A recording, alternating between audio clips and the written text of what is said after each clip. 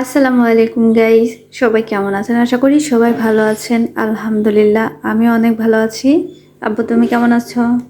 আলহামদুলিল্লাহ, আমিও ভালো আছি। আমার বাবজানও ভালো আছে। তো গাইস দেখেন, এই যে এটা নিয়ে বসে আছে, এটা দিয়ে কি করবা তুমি? গাইস, আপনাদের সাথে একটা জিনিস শেয়ার করব। তো আমাদের এইদিকে এগুলার কখনো ফসল আবাদ করতে আমরা দেখি নাই, কিংবা আমাদের সামনেও পড়ে নাই। এই সবজিটা কখনো কিনে খাওয়াও হয় নাই। এই আজকে জীবনের ফার্স্ট। আসলে এটা হচ্ছে এই যে বিট ফল, মানে এটা হচ্ছে আমার ননদ এনে দিয়েছে আমাদেরকে, আমার এই বাবজানের জন্য নিয়ে আসছে দেখার জন্য।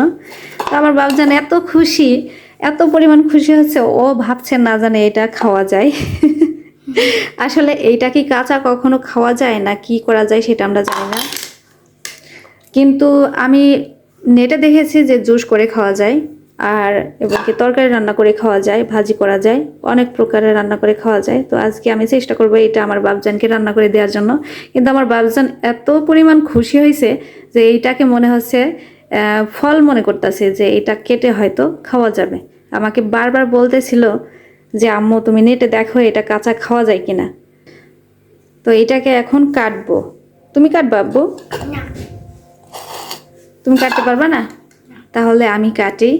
এটা কেটে আমার বাবজান ট্রাই করবে হয়তো খাওয়ার জন্য। আমি বারবার সার্চ দিয়ে দেখতেছিলাম যে এটা খাওয়া যায় কিনা। অনেকেই দেখলাম যে খাইতাছে, কিন্তু আসলে এটা খাইলে কেমন কি উপকার। তবে জুস করে খাওয়ার নিয়মটা ওইখানে আছে, সব জায়গাতে জুস করে খায়, রান্না করার নিয়মটাও সব জায়গাতে দেওয়া আছে। তো এটাকে আমরা আজকে রান্না করব। কারণ হচ্ছে এটা তো কোনো ক্ষতিকারক কোনো বিশেষ কিছু পেলাম না যে যাতে করে কাঁচা খাইলে কোনো ক্ষতি হবে বা কোনো রকম কোনো প্রকার কোনো সমস্যা দেখা দেবে। তো দেখা যাক, ফলটাকে কাটতেছি গাইস। কত সুন্দর কালার, মাশাআল্লাহ। ভিডিও আছে না, ওকে নিয়ে ভালো লাগছে। আসলে রক্তের মতো একদম, রক্তের সাথে লাল। আমার আব্বু এই যে এইগুলা নেটে দেখেই এতটা পরিমাণে এর প্রতি আকর্ষণ, বারবার বলছে এটা কাঁচা খাওয়া যায় কিনা দেখো আম্মু। আমার কাছে মনে হচ্ছে একদম মূলার মতো এরকম মনে হইতেছে, কারণ এই যে এর ডগাগুলো পাতাগুলো মূলার সিস্টেমে। এটাকে বিট কপিও বলে অনেকে, বিটরুট সবজি, তাই না আব্বু? এই তো দেখুন গাইস, আমার কাটা পুরোটাই কমপ্লিট, পুরো গাটাই ছুলে ফেলছি, একদম রক্তের মতন কালার। আমার হাত কিন্তু, এই হাতটাও দেখেন লাল হয়ে গেছে, কালারটা কিন্তু সুন্দর অনেক। এটাকে আজকে আমরা ভাজি করব। আর এখন কেটে হচ্ছে আমার বাবজানকে দেব। তার আগে হচ্ছে পরিষ্কার পানি দিয়ে একটু ধুয়ে নেই। এটার আগে পরিষ্কার পানি দিয়ে ধুয়ে নেই, হ্যাঁ আব্বু, তারপর তোমাকে কেটে দিচ্ছি। দেখো কি সুন্দর কালার হয়ে গেছে পানি, কি সুন্দর গোলাপি কালার গাইস, দেখুন। দেখাও আব্বু, দেখাও, অসাধারণ কালার দেখা যাচ্ছে গাইস, দেখুন। মনে হচ্ছে যে রং, তাই না আব্বু? রং দেখা যাচ্ছে। তো এইখান থেকে আমার আব্বুকে একটুখানি কেটে দেব, আমার আব্বু খেয়ে দেখবে যে এটার স্বাদ কেমন।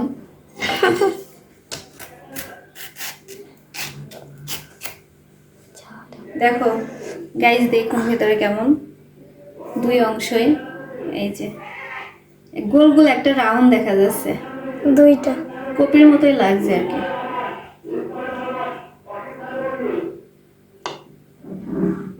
এটা এখানে রাখি।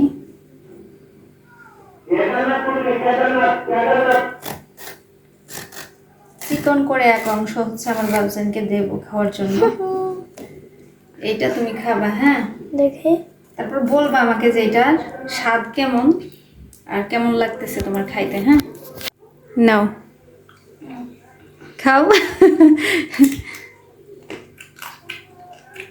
আমার বাবজানের ঠোঁট লাল হয়ে গেছে, টকটকে লাল। কেমন খেতে আব্বু বলো তো? হালকা মিষ্টি মিষ্টি লাগে। হালকা মিষ্টি, মূলা জাতীয় খাদ্যের মতন লাগতেছে, গাজরের মতো। গাজরের মতো? এটা স্বাদ তাহলে গাজরের মতো লাগতেছে। ও আচ্ছা, তুমি না জানি কি মনে করছিলে তাই না? আসলে এই জিনিসটা আব্বু সবজি, এটা দিয়ে অনেক কিছুই মানে ভাজি সবচাইতে বেশি করা যায়, অনেক কিছুতে রান্না করা যায়। আর গাইস এই বিটরুটগুলো এখন হচ্ছে আমি একদম কুচি কুচি করে আলু ভাজি করার মতন কেটে নেব। তার সাথে আমি যে গাজরটা অ্যাড করব। এই দুইটা জিনিস দিয়ে আজকে ভাজি করে আপনাদেরকে দেখাবো কিভাবে ভাজি করে খায়। এই যে দেখেন এইভাবে কেটে নিয়েছি, এবার আমি কুচি কুচি করে কাটবো।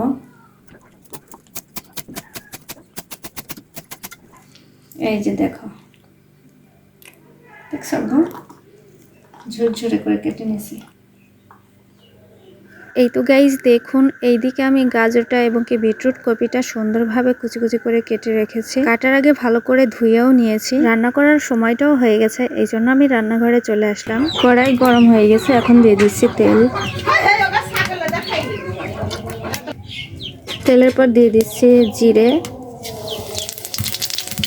ঝালগুলো কেটে রেখেছিলাম দিয়ে দিচ্ছি। এবার দিয়ে দেবো পেঁয়াজ কুচি।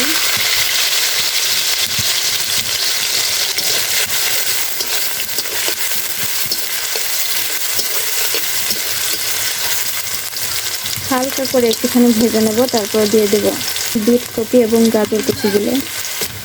এবার দিয়ে দিচ্ছি পরিমাণ মতো লবণ। এখন দিয়ে দিচ্ছি খানিকটা হলুদ।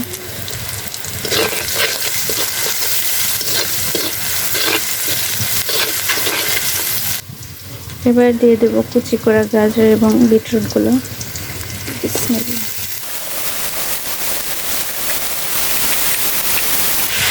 দেখেন গাইস, গাজর আর বিটরুটগুলো মানে বোঝাই যাচ্ছে না, কোনো তফাতই নেই। এটাও একদম লাল টকটকে কালার হয়ে গেছে, দুটোই একবারে মিলে গেছে। এখন একটু সিদ্ধ হওয়ার জন্য আমি ঢাকনা দিয়ে চাপা দিয়ে রাখবো। 1 থেকে 2 মিনিটের মতো চাপা দিয়ে রাখবো ঢাকনা দিয়ে। এখন খুলে দেখবো যে কি অবস্থা।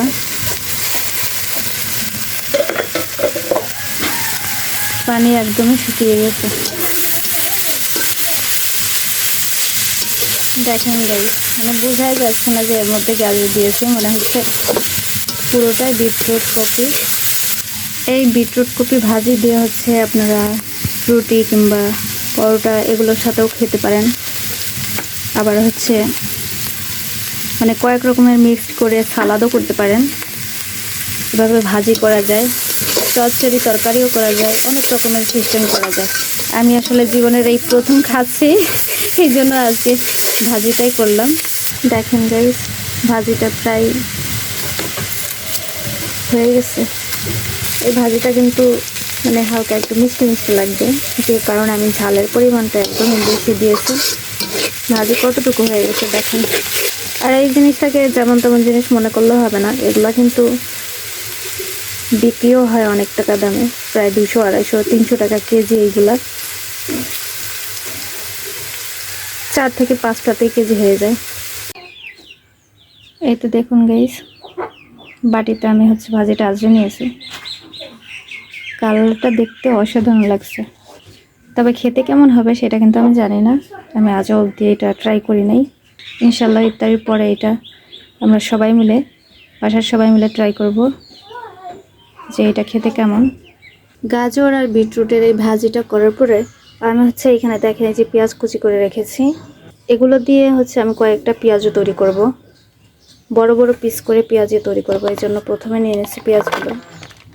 এর মধ্যে খানিকটা কাঁচা জিরে দিয়ে দেব। এরপর দিচ্ছি পরিমাণ মতো লবণ। এরপর দিয়ে দিলাম হলুদ। এই পেঁয়াজটা তৈরি করার জন্য আমি একদম অল্প পরিমাণে বেসন দিয়ে দেব, বেশি দেওয়া যাবে না। হালকা একটুখানি পানি দিয়ে মেখে নেব, ব্যাস। এবার মেখে নিচ্ছি। এই পেঁয়াজও তৈরি করতে শুধুমাত্র মানে পেঁয়াজই দেখা যাবে, বেশি একটা বেসনের দরকার হয় না, নাহলে ভালো হবে না। এই তো দেখুন গাইস, এরকমটা হবে। এর মধ্যে আমি ধনিয়া কুচিও দিয়ে নিয়েছি, কিন্তু ধনিয়া পাতা দিতেই হবে, কারণ ধনিয়া পাতা হচ্ছে আমার একদম প্রিয়। ধনিয়া পাতার ফ্লেভারটা আমার খুব ভালো লাগে, এজন্য আগে দিয়ে নিয়েছি। দেখেন মাখানো হয়ে গেছে। এই তো গাইস কড়াইটা দিয়ে দিয়েছি, কড়াইটা গরম হয়ে গেছে। এখন দিয়ে দেবো তেল। তেলটা গরম হয়ে গেছে, এখন এক এক করে দিয়ে দেবো পেঁয়াজগুলো। একটা একটা করে দিয়ে দিচ্ছি। এই জন্যই আমার প্রতিদিনই বানানো হয়, তো আজকে আপনাদের সাথে শেয়ার করলাম। দেখেন গাইস পেঁয়াজগুলো প্রায় ভাজা শেষ হয়ে গেছে, আর একটু করে উল্টে দিয়ে আমি তুলে ফেলবো। বিসমিল্লাহ। দেখেন গাইস কত সুন্দর হয়েছে, একদম মচমচে হয় এই পেঁয়াজগুলো।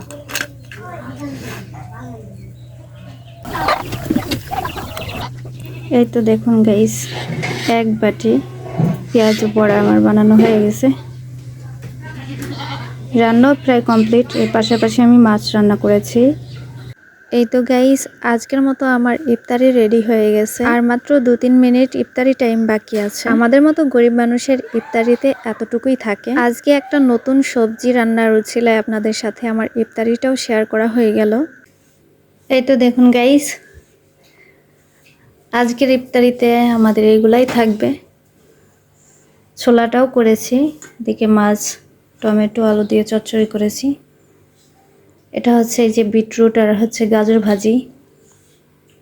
এটা হচ্ছে পেঁয়াজু, আমার বাপজান খাচ্ছে। এখানে আসো। এই বিটরুট কপিটা এটা নাকি জুস করে খেলে কিংবা তরকারি করে খেলে মানুষের রক্ত শূন্যতা কমায়, প্রচুর পরিমাণে রক্ত শূন্যতা কমাবে, আর হচ্ছে এর বিশেষ গুণাগুণও আছে। তো যাই হোক গাইস আজকের রান্নাবান্না আমার শেষ। ভিডিওটা এই পর্যন্তই। সবাই ভালো থাকবেন, সুস্থ থাকবেন। আল্লাহ হাফেজ, আসসালামু আলাইকুম।